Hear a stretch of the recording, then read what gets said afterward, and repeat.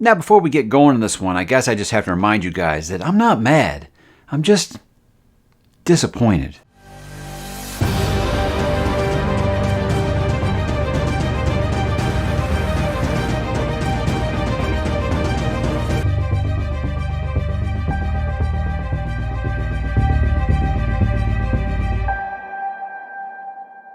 Hey, what's up, bookworms? Mike back with another wrap-up video. This one for the biggest disappointments of 2023. Now, with this, guys, I always like to tell people these weren't necessarily bad. I don't think that these were bad books or things I'd say, hey, I recommend you stay away from it. Nothing like that. With these guys, are just some books that maybe missed the mark for me. And looking back on the year, I'd say if I had to pick like a bottom 10, these would be those. So these aren't ranked or anything like the video I did the other day. These aren't going to be ranked. They're just going to be the 10 reads this year that just kind of didn't hit home the way that I wanted. It didn't really meet my personal expectations. And, some of those are probably going to be some books that some of you out there do enjoy. You know what? My opinion doesn't invalidate yours. They are still okay if you do really enjoy these books. So, like I said, guys, hence the word disappointment and not worst. But again, these are not ranked, so don't take into consideration where I do put them as to where they fell on my list. Really good reading year overall. So I had a harder time making this list than I did, my top 10 of the year. So it was really, really a great reading year on the channel. I'm very, very thankful for that. Not a ton. I only had I think 2 DNFs all year, and that's pretty good. And even one of those, I'm still kind of saying I'm undecided on. It's on this list, by the way. But let's begin, guys, with one I think maybe people wouldn't expect, because I'm reading a Robert McCammon book right now, Speaks to Nightbird, and I love it. So it's amazing that that's a book that I'm really enjoying. Yet I have another book of his that's going to be on my disappointments list here. This is They Thirst, guys. I read this for spooky season. They Thirst, I think it just... Even Robert McCammon himself has put this on his list of, books he kind of wishes he could have back. I believe the words he used, wish he could decanonize that he ever wrote this book. Now, I don't think it was that bad. And I don't think it was a bad book necessarily at all. It's a little unfocused, I think. He was so good at writing characters. The problem with this one was that he wrote so many of them. And, so many of them just didn't matter. And that was probably the problem, is I felt like he was creating so many characters and just to make them fodder for either to be vampire food or become vampires themselves. And I don't know, it just kind of wasn't what I was hoping for. And even this big bad in the book didn't really do much for me. You had your main character, which I really actually did enjoy. And again, his character work, phenomenal. It's phenomenal. It's really, really good. Like I said, this one I just felt like the idea was better than the execution. It really was just too many characters and not enough of a focus on what was going on with the storyline. But you know what? Robert McCammon, I think he's solidifying himself as one of my favorite authors. And even the great Stephen King has missed once in a while. So I think it's okay for an author I'm really enjoying, like Robert McCammon too. But gotta say, guys, read Speaks to Nightbird. It's pretty damn good. Pretty damn good. Another spooky season entry that I had this year was by far one of my biggest disappointments of the year, because I thought for sure, guys, that Adam Neville was going to be a home run for me. And he still might. He still might. I have, a good 8 or 9 books of his I bought on digital. But the one I started with this year was Last Days, because this is one that was recommended to me a bunch until I started doing it. And then a lot of Adam Neville fans started saying, I wish you hadn't started with that one, because that one is divisive, even amongst Adam Neville fans. So maybe, again, it's not going to be one and done with me. I should have stuck with The Ritual like I originally planned to do, because I loved the movie on Netflix of The Ritual. So I probably would have enjoyed that book, I believe. But, even that has a kind of a mixed reception from some people. But with me, it just seems like horror is so just hit or miss for everybody. And with Last Days, I just felt like it was just... Hey, I really like the Blair Witch. Let me write a less interesting version of Blair Witch. That's really what it felt like. It was just a book of interviews. It was just like interviews over and over and over. And when it finally hit like that climax, it was just like, I just didn't care anymore, And I just thought that the ending was just so forced and contrived, and it just didn't work. It just didn't work, and that's probably one of my biggest disappointments this year, because like I said, I just thought for sure, sometimes, I said this about John Gwynne a few years back. I bought 7 John Gwynne books before I'd read a single one. I was like, sometimes you just know an author's going to click for you.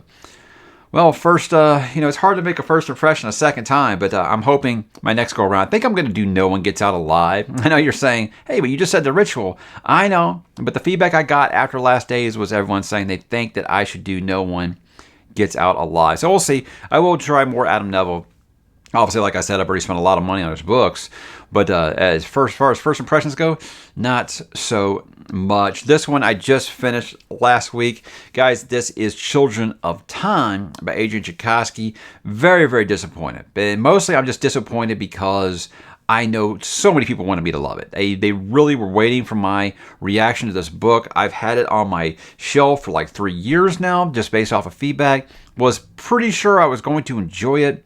And guys, I just don't enjoy reading biology reports, and that's really very much what this book felt like. I think the way that I kept putting it was Adrian Tchaikovsky had an ant farm, and he threw a couple of spiders in there to see what would happen, and then he decided to write a story out of it. I actually enjoyed the stuff that was going on in space. However, I wasn't really connected with the characters.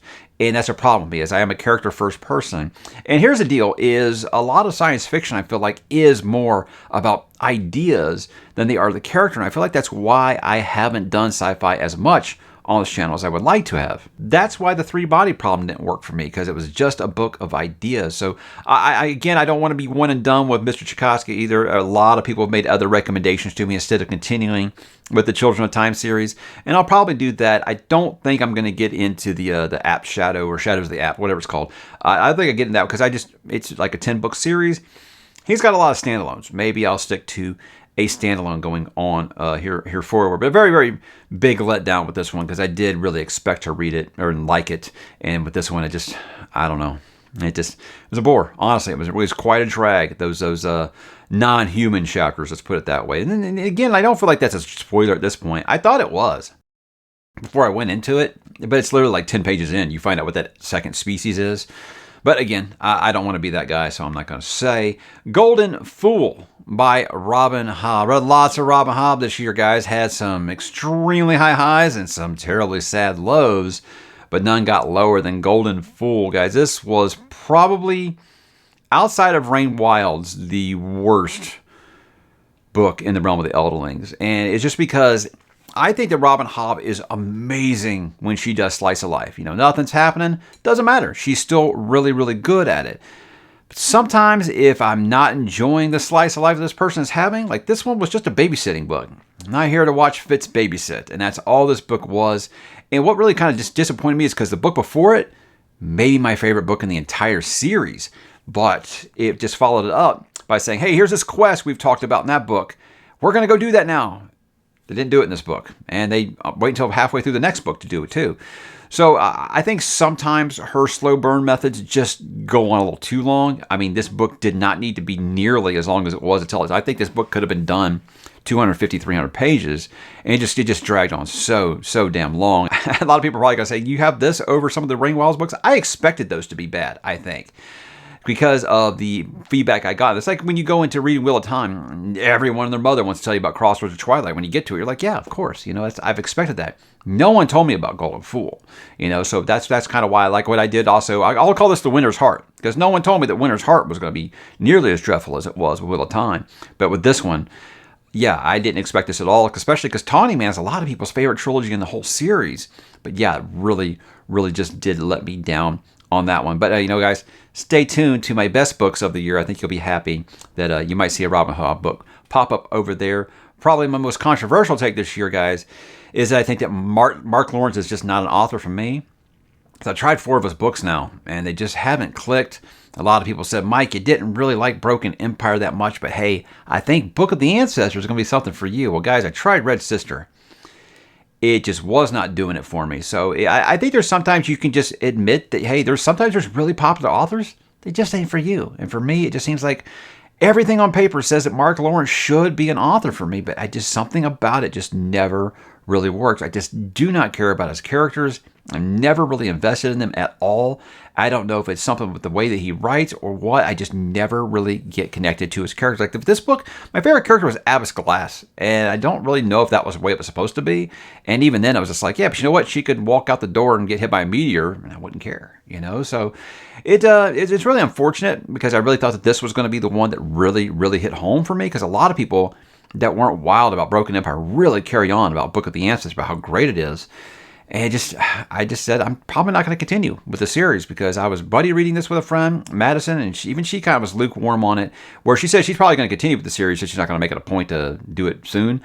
Where I was just like, I don't DNF books very often, but I'll DNF a series, and I think this is going to be one where I'm going to call it and say Mark Lawrence just isn't an author for me. I think 4 books is enough time to give an author a chance and feel like you gave him a fair shot, you know. So again, I know that a lot of people love Mark Lawrence, and I even had one person tell me they couldn't take my opinion seriously anymore when I said I probably wasn't going to read Mark Lawrence anymore. That's fine. That's fine. It's just I'm not going to lie to you guys. If an author's just not working for me, it's just not working. Like, there's a lot of authors I like that some people tell me, like a lot of people tell me, George R. R. Martin, I don't understand why you like him so much. I think his books are garbage. I disagree, but that's okay. That's okay. That's just how the world works, you know. We're allowed to, if we all agreed on the same thing, these lists wouldn't be any fun now, would they? How about The Time of Contempt by Andrzej Sapkowski? I put off reading this book for about 2.5 years. I was reading The Witcher when I first started this channel back in 2019. And I got to this book, and something about it just wasn't hitting right. I was talking about like taxes and stuff for so long, and I was like, all right, I don't want to do this right now. I'll come back to it. I meant to go back to it like a couple months later, and I went back to it 2.5 years later when I got those new hardcovers, you know, because they're so beautiful.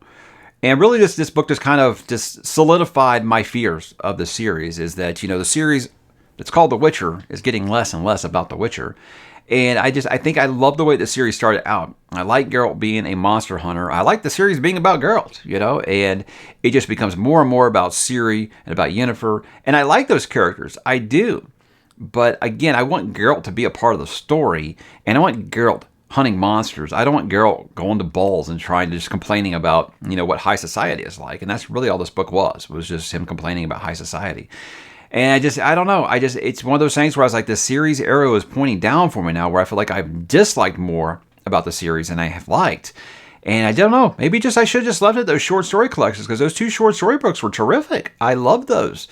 But so far, the main series has just kind of went downhill every time I picked one of them up, and I don't know if I'll be continuing, sadly. But yeah, Time of Contempt was a big miss for me, and it's just tragic. It's just tragic because I think he had a great idea. He's got a great character. I really like his world. I just don't like what he's doing with the toys in it. I don't like what he's doing with his own toys. Lancelot by Giles Christian. Now, I'm not trying to dunk on this book, because I know the video I did on new series I started this year, I kind of started off for 3 minutes talking about why I didn't like this book, because I think that Giles Christian's a very, very talented author, and I definitely don't want to take anything away from that. I think that my expectations for the Arthurian legend are just a little high. You know, I love Thomas Mallory's Lemorta author. To me, that is the gold standard of all things King Arthur and the Arthurian legend. But I think that I read Bernard Cornwell's Warlord Chronicles right before this, and my expectations were way, way too high, whereas I am still really, really new in historical fiction. And it just, I don't know, there was something about it where I just felt like we kind of just dawdled on this island for way too long. And by the time anything actually finally happened, the book was ended, you know? And I know that it is obviously the first book in a series, but it was just one where I said, it's not for me. Probably not going to continue. And the thing was, I wasn't alone. Like, I was doing a read-along of these 2 books that were released at the time on my Discord, and like almost nobody went on to book 2. So it wasn't just me. But again, I always say with those things, guys, don't take my word for it. Read it and decide for yourself. If you're into the Arthurian legend, if you're into historical fiction, again, I think his talent is there. The story just didn't really work for me. This one, I don't think it should be surprising, because it's just kind of out of my comfort zone, really. So many people on my Discord just carried on about it, how much you love Stephen King's character work. I think you're going to love Frederick Backman. And it was a name I'd heard a ton up to this point. And, you know, the movie was coming out, so I decided to read A Man Called Ove, because I thought, hey, cool, I love Tom Hanks. Sure, I want to watch this movie. Why don't I read the book first? But this is definitely not a bad book. It's not my style of book. You know, again, I'm a SFF guy with some thrillers thrown in there. That's not really my thing. Maybe if I'm going into nonfiction, I like some rock biographies, but this was just not what I was wanting at all. And was it a depressing book? Yeah, absolutely. But everyone just carried on about how much this guy will assassinate your feelings. I gave it a big hearty shrug at the end. You know, it didn't really do anything for me. I thought it was very, very predictable. And I like I said, I know this isn't my comfort zone. So you step out of that comfort zone, it's going to have to be something truly amazing, I feel like, to really move the needle for you at all. And this one, it only moved the needle, but it moved it in the wrong direction. So much so that I ended up not even watching the movie. So I don't know. Again, I don't think it was necessarily bad. I just didn't get what everybody else got out of it.